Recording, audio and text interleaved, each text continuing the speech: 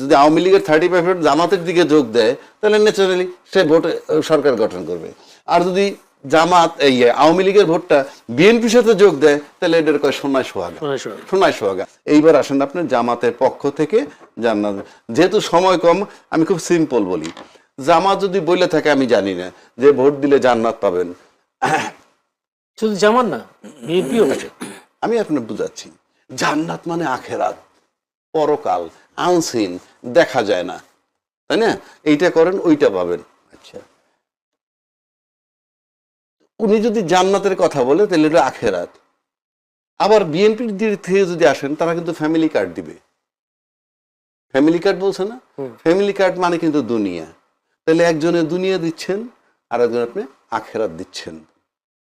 এখন প্রশ্ন হচ্ছে আখেরাতটা আনসিন, ব্ল্যাকমেইলিং করা যদি আপনি ধর্ম দিয়ে বলেন, এটা আমার রাজনীতি, আমি যদি ব্ল্যাকমেইল করে ভোট পাইলাম।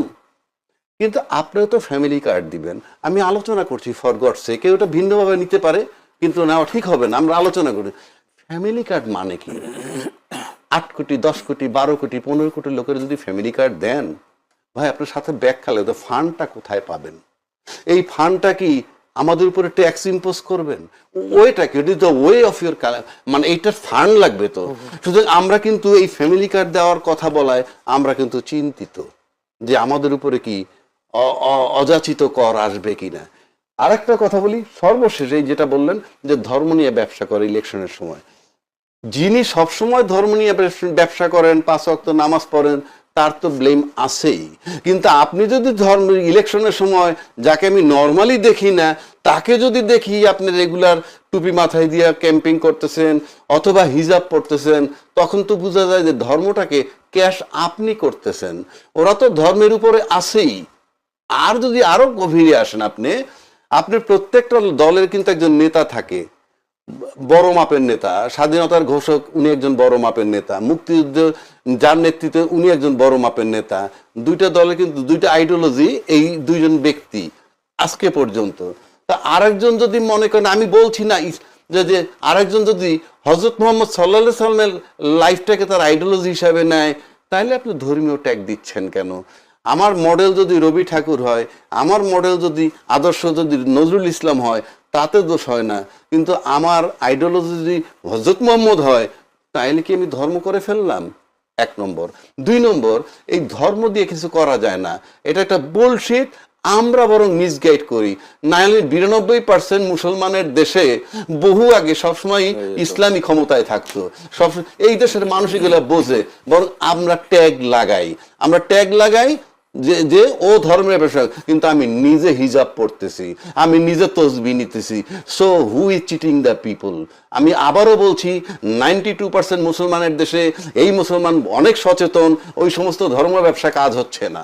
সুতরাং মূলত ধর্ম ব্যবসা করতে চায় যারা রেগুলার করেন না, কিন্তু ইলেকশন সময়ের সামনে আপনি হিজাব পড়েন, তসবিহ আমার টেপেন। সো দ্যাট ইজ ইম্পর্টেন্ট যে কে সেল করে। জি, ধন্যবাদ আপনাকে প্রিন্স। আপনাকে আমি এই প্রশ্নটা করছি না, যেহেতু আমার কাছে অনেকগুলো প্রশ্ন।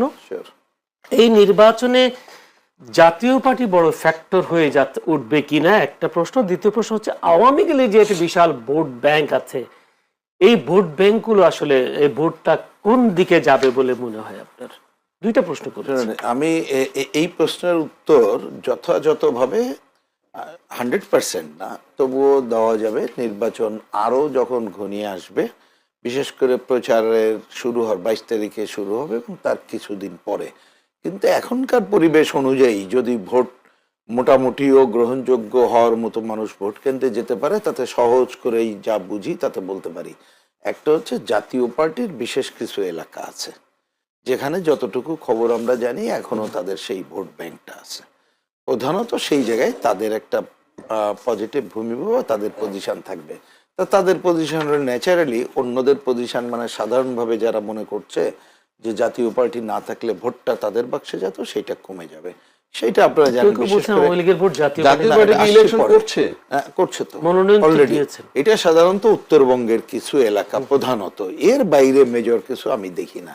এইবার যেটা আওয়ামী লীগের কথা বলছেন, আমরা মাঠে আমাদেরও তো প্রার্থী আছে, যাচ্ছে, আমরাও খবর যেটা রাখি, অ্যাকচুয়ালি আমার একটা জেনারেল ধারণা বলতে পারি। প্রথম কথা হচ্ছে তাদের যারা হার্ডকোর ভোটার বলতে যারা বোঝে তারা তো নির্ভর করবে দলের উপরে। আমার ধারণা দল কোনো ডিসিশন দেবে না, বরঞ্চ তারা তো চাইবে এই নির্বাচনটা যাতে না হোক। তা সুতরাং হয়তো বা বিরাট অংশ যাবে না, এটাই হবে প্রধান বিষয়। আর আমার ধারণা, এটা আমি ধারণা বলছি কারণ এগুলো মাঠ পরিস্থিতি না হলে বলতে পারবো না। আর একটা ধারণা হচ্ছে অভিজ্ঞতায় যেটা বলে স্থানীয়ভাবে তারা তো এখন বিপদে আছে, সুতরাং এই বিপদ কে তাকে উদ্ধার করবে এবং আগামীতে এমপি হলে সে আর বিপদে পড়বে না, এইটা বিবেচনা করে সে তার ভোট প্রয়োগ করবে বলেই আমার ধারণা। এক অংশ, আর এক অংশ তো বললাম বিরাট অংশ হয়তো ভোট কেন্দ্রেই যাবে না, সেটাই আমার ধারণা। কেউ মাছ করেছে কিনা বিএনপি?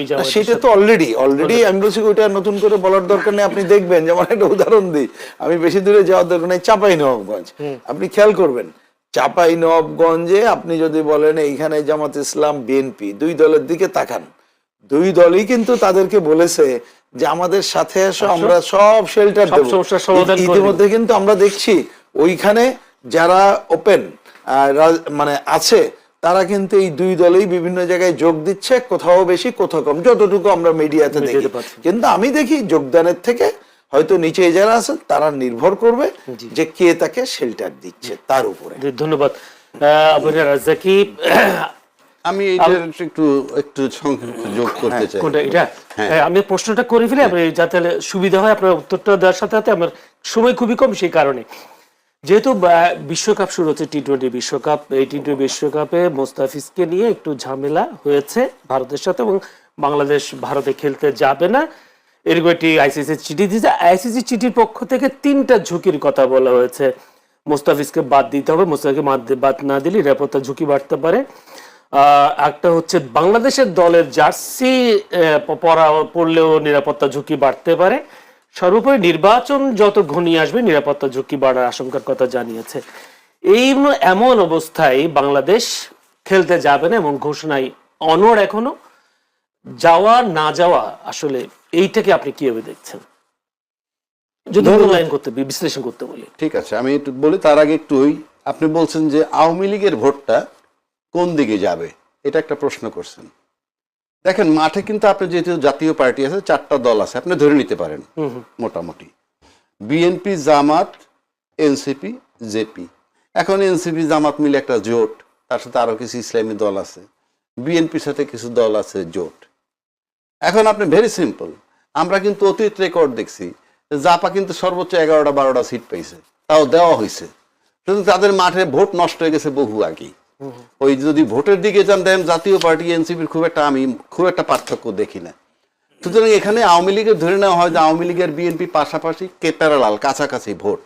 এখন ধরে নিলাম তর্কের খাতিরে বিএনপির 35% ভোট আছে, আওয়ামী লীগের 35% ভোট আছে, তর্কের খাতিরে ধরে নিলাম। তাহলে যদি এখন জামাতের যে ভোটটা আছে, জামাতের ভোট 10% আমরা শুনি, বা এখন শুনছি কিছু বাড়ছে, আর ইসলামী দল যদি সব একসাথে, তাহলে জামাতের যদি 12-14 হয়, কথার কথা বলছি 12-13, তাতে যদি আওয়ামী লীগের ভোট সে পায়, সে সরকার গঠন করবে। কারণ আমরা নির্দলীয় ভোটের কথা বলছি না, আমরা এইগুলার কথা বলছি। কারণ জামাত যদি আওয়ামী লীগের 35% জামাতের দিকে যোগ দেয়, তাহলে ন্যাচারালি সে ভোটে সরকার গঠন করবে। আর যদি জামাত আওয়ামী লীগের ভোটটা বিএনপির সাথে যোগ দেয়, তাহলে এদের কয় সোনায় সোহাগা, সোনায় সোহাগা, এর বাইরে আর কিছু না।